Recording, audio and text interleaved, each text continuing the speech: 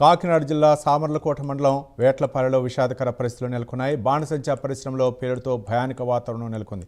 20 మంది కార్మికులు మృతి చెందడంతో గ్రామస్తులు విషాదంలో మునిగిపోయారు. మరోవైపు పేలుడు ఘటనపై కొనసాగుతున్న పోలీసుల దర్యాప్తు.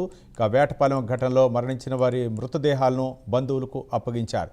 4 వాహనాల్లో 7 మృతదేహాలను బంధువులకు అప్పగించారు. మరింత సమాచారం మా కరెస్పాండెంట్ సత్యనారాయణ అందిస్తారు. సత్యనారాయణ, రవి, వేట్లపాలెం దుర్ఘటనకు సంబంధించి దాదాపుగా ఇప్పటికే 20 మంది మృత్యువాత పడ్డారు. మరో 2 పరిస్థితి విషయంగా ఉంది. అయితే దీనికి సంబంధించి మృతదేహాలు 5 మృతదేహాలు ఇప్పటికే వేట్లపాలెంకు చెందిన వారి బంధువులకైతే అప్పగించడం జరిగింది. వేట్లపాలెం మొత్తం కూడా ఒక హృదయ విదారక ఘటన అయితే కనిపిస్తుంది. మొత్తం మృతుల కుటుంబాలు కన్నీటి రోదనతో ఇక్కడ వేట్లపాలెం అయితే చాలా నిశ్శబ్దం అలుముకుందని చెప్పుకోవచ్చు. దాదాపుగా ఇక్కడ వారి బంధువులు కూడా రోడ్లపై వాళ్ళ మృతదేహాల కోసం నిరీక్షిస్తున్న పరిస్థితి అయితే కనపడుతుంది. కొంతమంది ఇక్కడ వారి బంధువులు ఉన్నారు. వాళ్ళ రోదనతో ఇదంతా కూడా అలుముకుందని పరిస్థితి. వాళ్ళు మాట్లాడే ప్రయత్నం చేద్దాం ఒకసారి. అమ్మా, చెప్పండి, ఏం జరిగింది అసలు?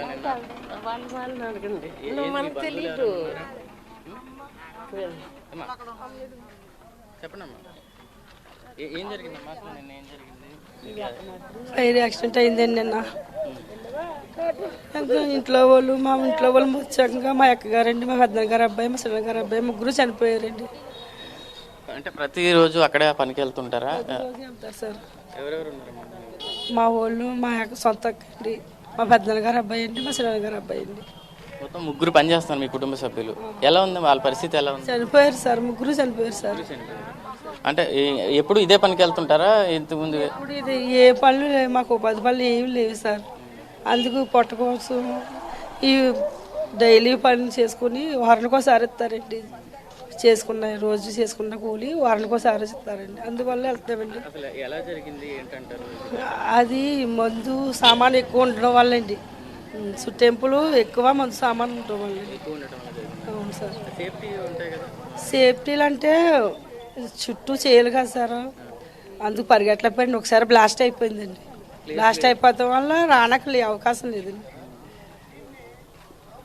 అది సార్,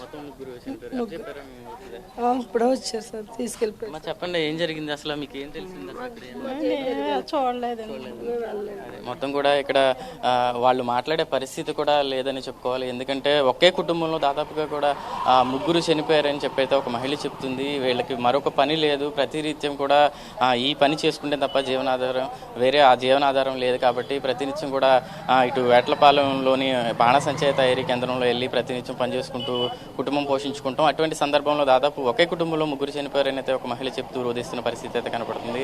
అయితే మొత్తంగా కూడా చూసినట్టయితే ఘటనకు సంబంధించి నిబంధనలు కూడా కొంత నిబంధనలు తొంగలో తొక్కడం వల్ల కూడా ఇంత భారీ ప్రమాదం జరిగిందనేటైతే ప్రాథమికంగా కూడా ఇటు డిప్యూటీ సీఎం పవన్ కళ్యాణ్ నిన్న చర్చించినట్లు తెలుస్తుంది. ఏదైతే నిబంధనల్లో దాదాపు ఒక 5 నుంచి 10 మందికి పనిచేస్తున్నట్టు తీసుకోవడం, అక్కడ నుంచి నిబంధనలకు మించి 5గురికి పర్మిషన్ తీసుకుని దాదాపు 25 నుంచి 35 మందిని అక్కడ పనికి తీసుకువెళ్ళడంతో పాటు అక్కడ మందుగుండే సామాగ్రి సంబంధించి పరిమితి మించి ఉండటం వల్ల కూడా ఈ ప్రమాదం సంభవించిందని అయితే చెప్తున్న పరిస్థితి అయితే కనపడుతుంది. కేవలం అక్కడ పరిమితి మించి ఉండటం, అక్కడ నుంచి తప్పించుకునే పోవడానికి కూడా వీలు లేపడం, చుట్టూ పంట పొలాలు ఉండటం కూడా వల్ల కూడా ఈ ప్రమాదం జరిగినట్టు తెలుస్తుంది. ఇక్కడ మరికొంతమంది ఉన్నారు. సార్, చెప్పండి అసలు ఏం జరిగింది? సార్, ఇది చాలా బాధాకర విషయం, బాధ్యతారహిత విషయం. ఎందుకంటే ఇక్కడ ఇదే వేట్లపాలెంలో, మేడపాడులో గతంలో కూడా ఎన్నో యాక్సిడెంట్లు జరిగాయి. ఇదే ఓనర్ గతంలో మేడపాడులో 7గురు చనిపోవడానికి కారకుడైన ఓనర్కి ఇది పర్మిషన్ ఇవ్వడం ప్రభుత్వ వైఫల్యం, బాధ్యతారహితం.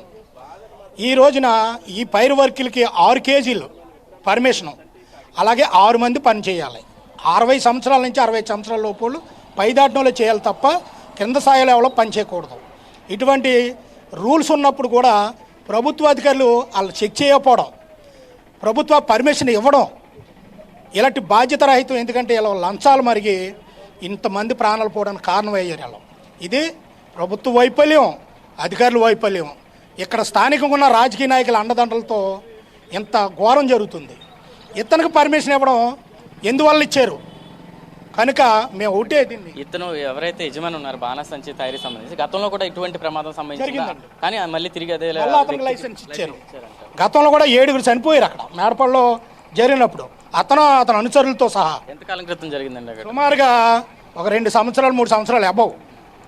కానీ ఇతనికి మళ్ళీ పర్మిషన్ రాజకీయ నాయకుల అండదండలతో పర్మిషన్ తెచ్చుకుని ఒక 100 మంది పైబడి అక్కడ పనిచేయడం వల్ల అడబాల సీను అనే వ్యక్తి తర్వాత 6 కేజీల నుంచి 60 టన్నుల వరకు కూడా ఈలో వర్క్ తయారు చేసి మందు నిల్వ ఉండడం వల్ల అది ఫైర్ అయ్యి ఇంతమంది ప్రాణాలు పోవడానికి కారణం అవుతుంది. కనుక అది పూర్తిగా ప్రభుత్వం దర్యాప్తు చేసి లైసెన్సులు అనేవి ఖచ్చితంగా రద్దు చేయాలి. అదే ఎవరైతే ఓనర్స్ ఉన్నారో ఓనర్స్ వెనకాల ఉన్న బ్యాచ్ ఏదైతే ఉందో దర్యాప్తు చేసి వాళ్ళు కఠినంగా శిక్షించాలి. వారు సంపాదించిన ఆస్తులు ఏవైతే ఉన్నాయో బాధిత కుటుంబాలకి పంచాలి. ఎందుకంటే ప్రాణం తిరిగి రాదు. కనుక సీఎం గారు వచ్చి చంద్రబాబు నాయుడు గారు వచ్చి 20 లక్షలు ప్రకటించారు, ధన్యవాదం. కానీ ఆ నష్టపరిహారం సరిపోదు కనుక మేము ఎంఆర్పిఎస్ నుంచి ఎంఎస్పీ నుంచి డిమాండ్ చేసేది ఏంటంటే ₹1,00,00,000 ఎవరైతే చనిపోయే వారికి ₹1,00,00,000 నష్టపరిహారం ఇవ్వాలి, ప్రభుత్వ ఉద్యోగం ఇవ్వాలి. అలాగే ప్రభుత్వ పథకాలు ఏవైతే ఉన్నాయో అన్నీ కూడా వాళ్ళకి ఆ కుటుంబాలకు వర్తించేలాగా చేస్తే న్యాయం జరుగుతుందని మేము భావిస్తున్నాం. ఖచ్చితంగా ఇవాళ సీఎం గారు డిప్యూటీ సీఎం గారు చెక్కులు ఇవ్వడానికి వస్తున్నారు అంటున్నారు. దయచేసి పవన్ కళ్యాణ్ గారికి ఒకటే మేము విన్నవిస్తున్నాం, అయ్యా మీరు ఇచ్చి 20 లక్షలు సరిపోదు, మీరు ₹1,00,00,000 చెక్ ఇవ్వండి ఒకే కుటుంబానికి, మీరు న్యాయం చేసిన వాళ్ళు అవుతారు, ఆ కుటుంబాలు న్యాయం చేసిన వాళ్ళు అవుతారు. ఇక్కడ ఎవరైతే ఈ ఎడబాల్ సీన్ కావచ్చు, వెనకాల ఉన్న బ్యాచ్ కావచ్చు, వారిని దర్యాప్తు చేసి వాళ్ళని కఠినంగా శిక్షించండి. మీరు ఇలా వదిలేయడం వల్ల గతంలో ఇలాగే చనిపోయారు, ఇప్పుడు ఇంతమంది చనిపోవడానికి కారణం అవుతున్నారు, మరలా పర్మిషన్ ఇస్తున్నారు, మరలా చనిపోతున్నారు. కనుక కఠినంగా శిక్షించండి. అదేవిధంగా ఇక్కడ ఎవరైతే బ్రతకడానికి ఆధారం లేక 300కి 400కి పనికి వెళ్తున్నారు, కానీ ప్రభుత్వాలు ఆలోచన చేసి ఇక్కడ ఒక సంస్థను నెలకొల్పండి. రైట్, మొత్తంగా చూసినట్టయితే వేట్లపాలెం ఘటనకు సంబంధించి మొత్తం కూడా ప్రభుత్వ అధికారుల నిర్లక్ష్యం వల్లనే జరిగింది. గతంలో కూడా ఈ అడబాల సీను అనే వ్యక్తి ఎవరైతే ఉన్నారో అతని పేరు మీద పర్మిషన్ తీసుకుని గత 2-3 ఏళ్ల క్రితం కూడా ఇలాంటి బాణసంచా తయారీ కేంద్రం తన పేరు మీద ఉన్న లైసెన్స్ ద్వారా ఉన్న బాణసంచా తయారీ కేంద్రంలో కూడా ఒక ఘటన జరిగి సుమారు 7 మృతి చెందారని అయితే స్థానికులు చెప్తున్న పరిస్థితి కనపడుతుంది. అలాంటి వ్యక్తికి తిరిగి మళ్ళీ అధికారులు పర్మిషన్ ఎలా ఇచ్చారు? ఇచ్చిన పర్మిషన్ దాదాపు 5 నుంచి 6 వ్యక్తులే పనిచేయాలి, అది కూడా 50 నుంచి 60 సంవత్సరాలు దాటిన వాళ్ళు పనిచేయాలని నిబంధనలు ఉన్నప్పటికీ కూడా రైట్, థ్యాంక్ యూ సత్యనారాయణ.